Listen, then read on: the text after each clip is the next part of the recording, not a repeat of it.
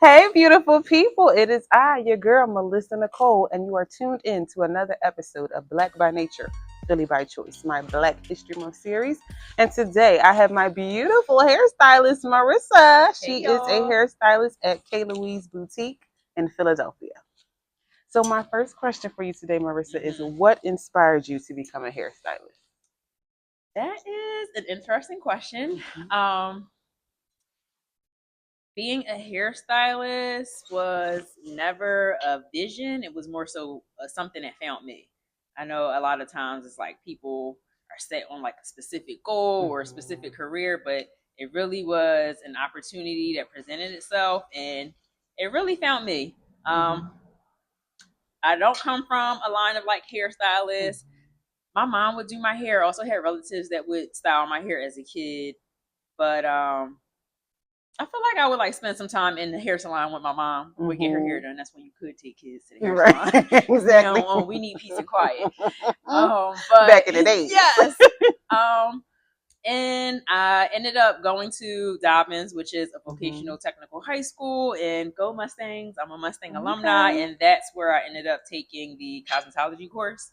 I'm just very more like a very hands-on, active kind of person. So just being able to go to a school that has trades was very appealing to me. And of course, everybody wanted the top trade shops. So there was fashion design, culinary, and cosmetology. Oh, so wow, that's cool. I had to like interview with the cosmetology department. And yeah, that's how I got into the program. So I always heard stories about Dobbins is the place to be. Like always heard stories about the girls carrying their mannequins on a bus, going to school. Like it was definitely a time where people knew, like, oh yeah, we know you go to Dobbins because you got your cosmetology bag. So that was really cool.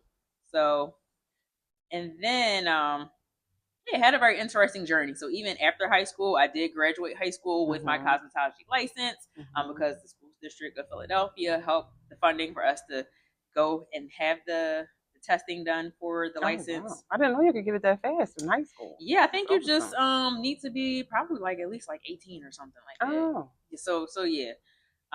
Or you probably just need something signed legally by a parent. Okay. And yeah, after that, I still went to college because that was the thing to do.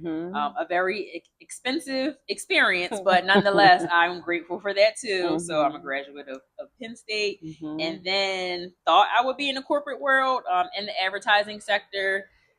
Couldn't get an internship during my time in college, but found a paid internship afterwards, and I did not like it at all. Very dissatisfied.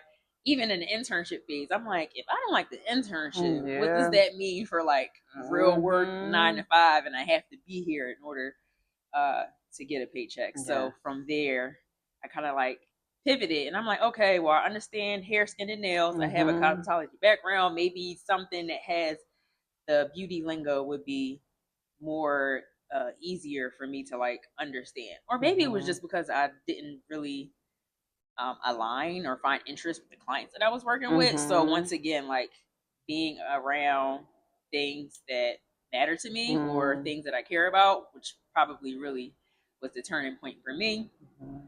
And I'm like, all right, well, let me find something cosmetology related.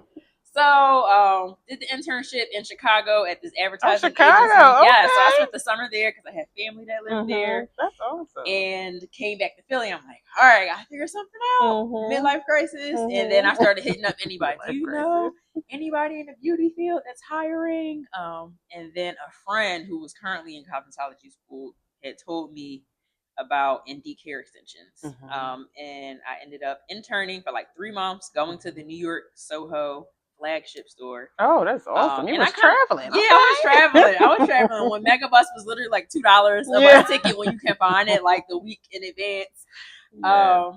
And that ended up, and I did like a lot of marketing stuff too, but it was like behind the scenes. So I got like asked when they did photo shoots.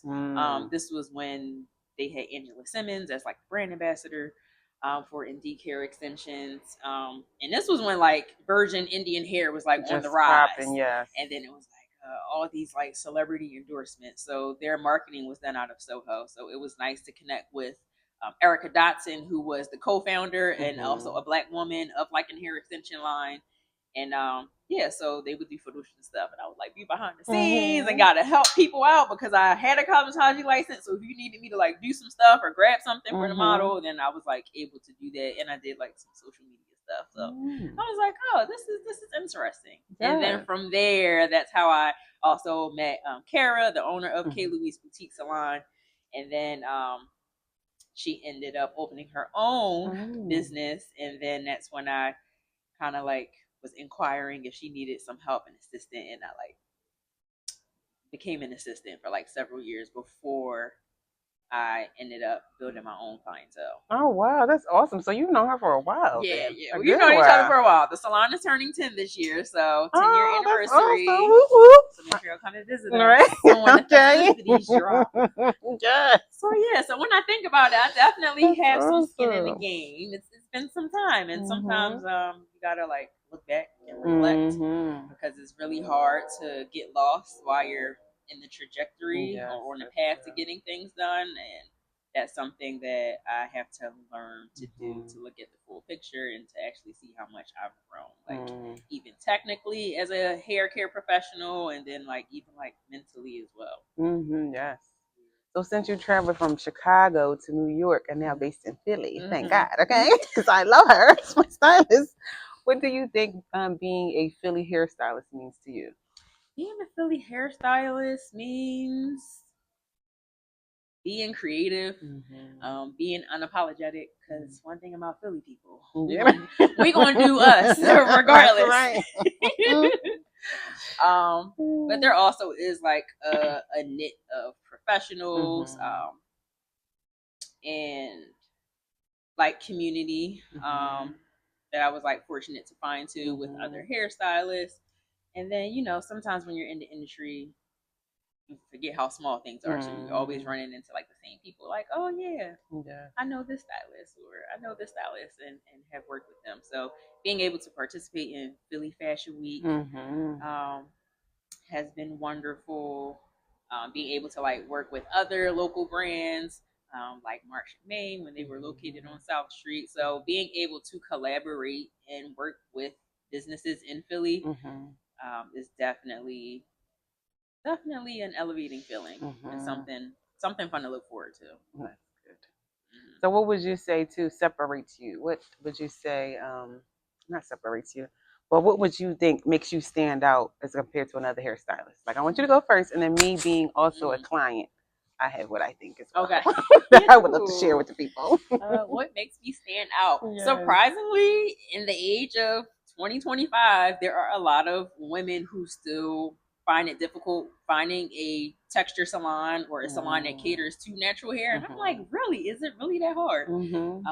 Thankfully, with TikTok and Instagram, people are able to find us. We have clients that come from, you know, tri-state area, from as far as Connecticut, even like, Boston and California even sometimes. So that's definitely like a really dope feeling to know that people travel to come and visit your work. But like hair care and the health of the hair. So even if you have hair color or you're getting a chemical service, the integrity of the hair is still kept. You're still able to have texture, even though we do, you know, blow out with silk presses. We know that the hair doesn't need to be bone straight in order to be heat styled, because over time it does become heat trained, but you still can have texture in the hair and still have healthy hair, even when it's like blown out and heat styled too. So yeah, definitely have noticed the difference. We definitely stand out. Yes, you guys do, because it's a whole lot of heads full of thick, luscious hair in that salon. Yes. But I also want to say, as a client of Marisa, for me personally, what I think stands out is her personality.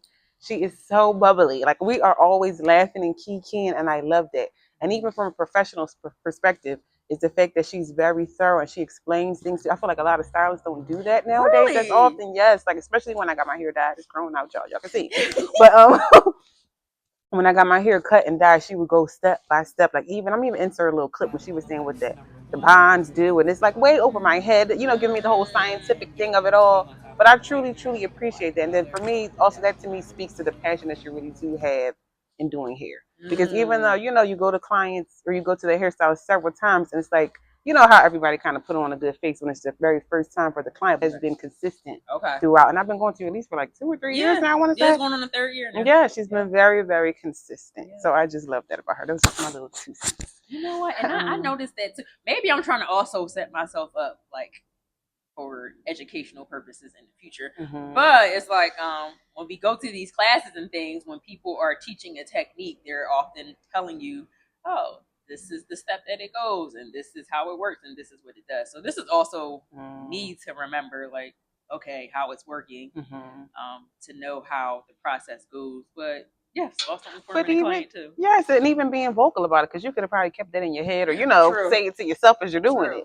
So I just really, truly appreciate that. Marisa is very big in the community since following her, because I also, when you mentioned finding people on Instagram and TikTok, that's how I found you, was on Instagram. Okay. Marisa is a very well-rounded person. She's very big on the community, not only in terms of giving back, but also in how we sustain the environment. She shows glimpse of her doing compost. She's very big on thrifting and going to the Buffalo Exchange. Like, that's one thing that I really like about her. She's very big into like farming and planting. She's just so well rounded. I'm gonna get my own farm because now I know how to do it. Thanks to Farmer John. So what I want to say is, how do you personally contribute to the community, and then how do you celebrate Black culture? Even like for Black culture, we understand learning how to take a little bit of something or something that's like less and creating more from it. So I feel like that's just like built into our DNA. So the sustainable mindset, because at one point in time before industrialization came, like you had to utilize every piece of something that you had. So understanding that the importance of like agriculture and just being able to know where your food comes from just always helps me in the back of my mind, like, oh, you should be more sustainable because we only have one earth. So we want to replenish and keep the one that we have because future generations also need it. So even as far as supporting the community, I became a member of my first cooperative market. So Weaver's Way in Germantown. You can shop there, member or non-member, but I chose to be a member, and then we have like 6 hours of volunteer work that we need to do each year, and I'm able to like support and provide fun content outside of like hair videos and being a stylist. I really do enjoy learning how to be more sustainable and like minimizing my carbon footsteps. So like Melissa mentioned, I am not able to compost my own veggie and fruit scraps, so I will take and collect my fruit and veggie scraps. I'll keep it in the freezer until I go to Whole Foods or a Mom's Organic, and then I'll like drop it off that way. And also being mindful of the local businesses within the area. So Farmer John Agriculture is a female Black-owned farm here in Philadelphia where you can get like produce and fresh things, because she definitely is fighting food injustice and making sure that everybody has access to fresh fruits and produce, because it can be very hard, especially if you live in the inner city. So being mindful of, when I can support initiatives like that, or just any like local Pennsylvania farms. Like Pennsylvania has a lot of farms that we kind of figured about. Participating in a CSA, which is a community shared agriculture program, which typically are seasonal programs from like spring into the fall. At your local farm, you'll pay a specific amount for a shared amount of produce, and then you'll like go and pick it up every so often because it's coming like fresh from the farm. Organic. Okay, can't get more organic than that. Organic. Yes. And then I want to grow a green thumb, so I'm in the process of like, okay, I have my own plants. The goal is to like grow some herbs inside this year. I still need to get soil. Why I don't have soil yet? I'm working my way up there. But I do want to grow like some chives, some carrots, and you can get seedlings from some of these local organizations, like from Farmer John. You can get free seedlings there. You can also purchase some from Weaver's Way.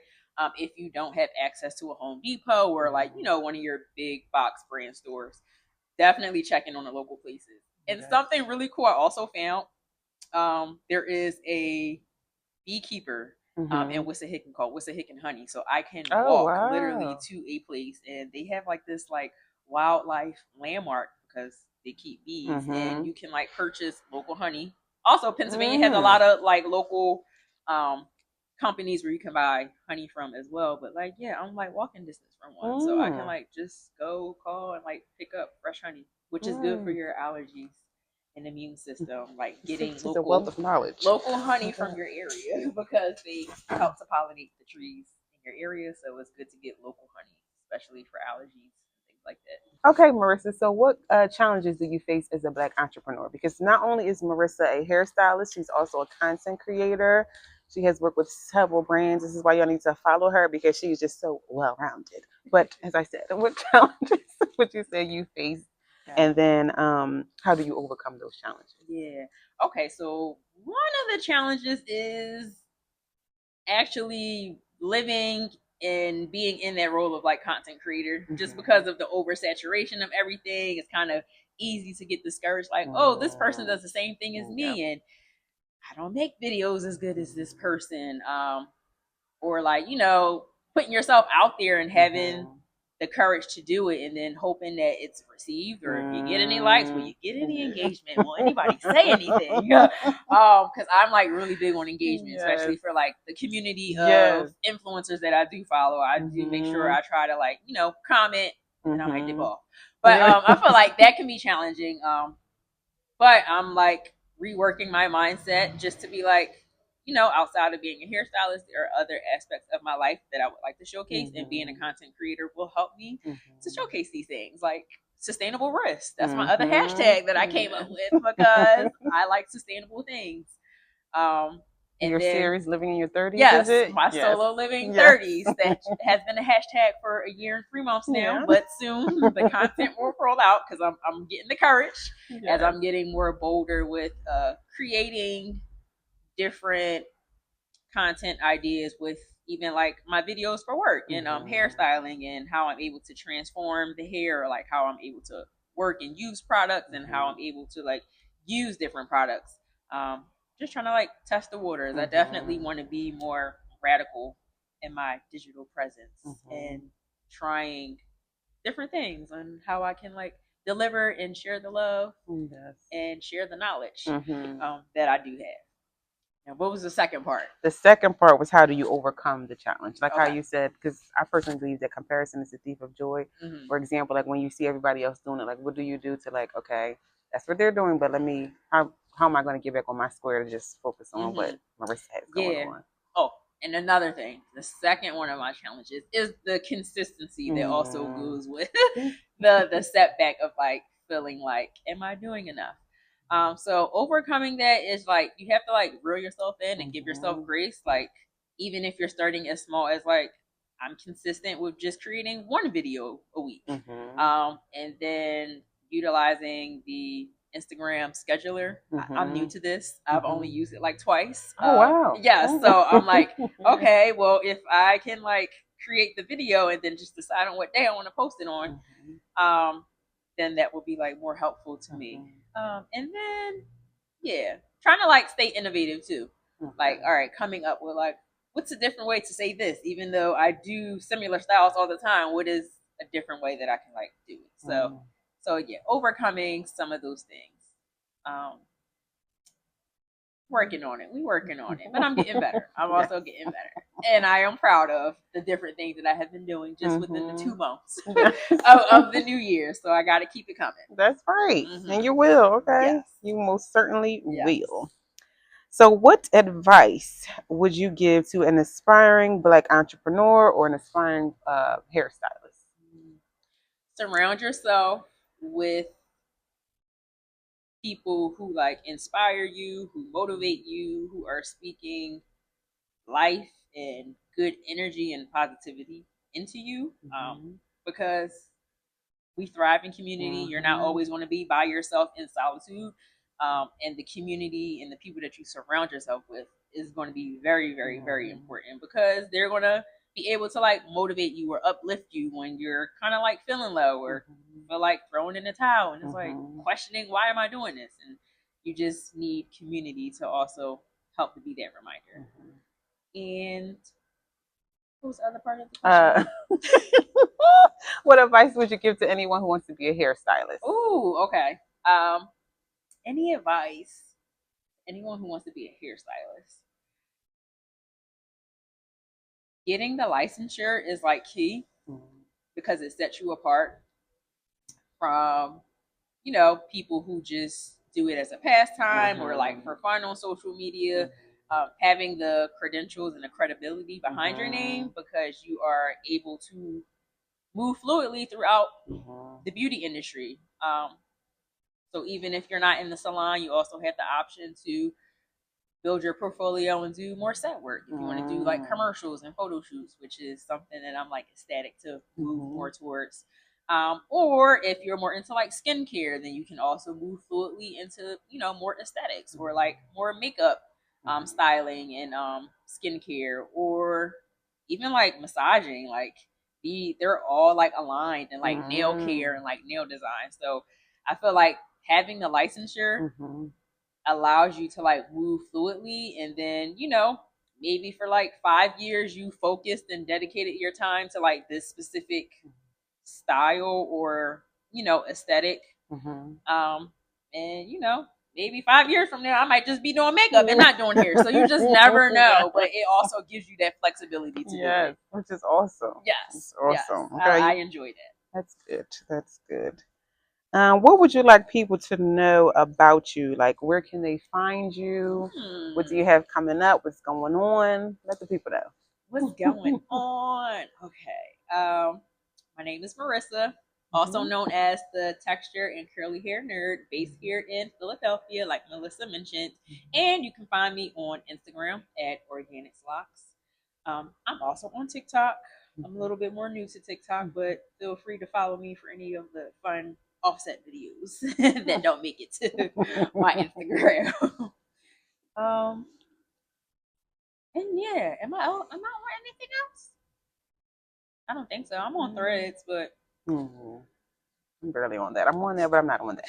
Yes, I agree. I'm on that, but not on that. But yeah, whenever you're like in town in the Philadelphia area, feel free to come and check me out at Louise Boutique Salon. That's located in the Roxborough section of Philly. You can always book your appointment online. Shoot us an email to the salon. Definitely want to follow us on Instagram at the salon. You can always catch all those last minute notifications about cancellations and all that fun stuff. But yeah, if you're looking for some TLC for your hair, feel free to come and give me a try. Or if you see me walking down the street, feel free to say hey. Stop me and we can always have a conversation. Like, I'm never opposed to new friends and clients, for sure. Yeah. Well, thank you. There you have it. Another episode of Black by Nature, Philly by Choice. Thank you, Marisa. Thank you.